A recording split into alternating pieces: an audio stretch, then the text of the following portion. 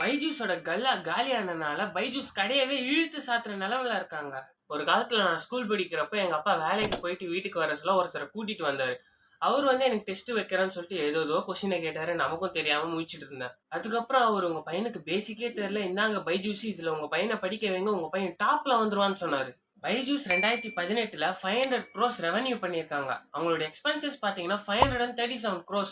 Loss மட்டுமே 37 crores பண்ணியிருக்காங்க. அதே மாதிரி 2019ல 8 கோடி லாஸ் பண்ணியிருக்கான். 2020ல 262 கோடி லாஸ் பண்ணியிருக்கான். ஆனா 2021ல 4564 கோடி லாஸ் பண்ணியிருக்கான். அது கூட பரவாயில்ல.